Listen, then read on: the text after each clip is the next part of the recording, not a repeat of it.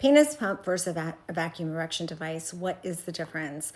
I'm Dr. Durst, and I specialize in sexual wellness and regenerative medicine. I get asked this all the time, and I just had this conversation today, so I thought I would do a quick video to answer it in simplistic terms. Mechanically speaking, they're the same. There is a cylinder that goes over the penis. There's a vacuum that is created, and then it draws blood into the penis. You can use a ring to sustain that as well.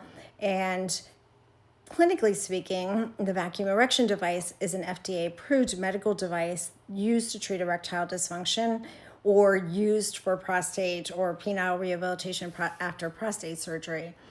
And the blood flow with a natural erection versus a vacuum erection device is different. So the blood flow you get with a natural erection is a signaling. So you have nerves or nitric oxide. It's signaling the relaxation of smooth muscle and blood flow in. It is more arterial. There's a bigger oxygen concentration. And your erection is firm. It's pink, and it looks normal. And a vacuum erection device, that might not always be the case.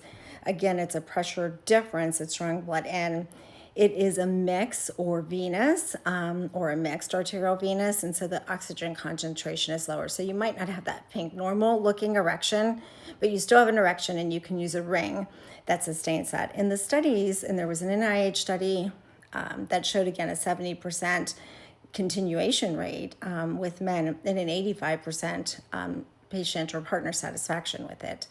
So they are highly effective, and there's a lot of satisfaction with them.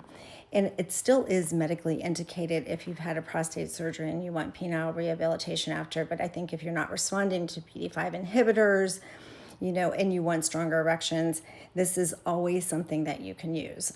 They did do a study because there's a lot of men and there's a lot of forums that will talk about size increase with vacuum erection devices or penile pumps. And that has not been shown in studies.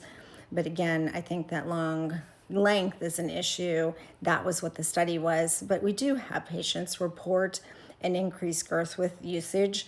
But that's, again, men reporting that. And so just know that the big thing that I think is you need a pressure gauge so that you can tell how high the pressure is going. And if you have any discomfort, you need to be able to go down on that pressure, know what it is, or discontinue. And you need a provider that's guiding that care. So hopefully that kind of tells you the difference between the two. Pressure gauge is the important thing, and a provider that's overseeing your care.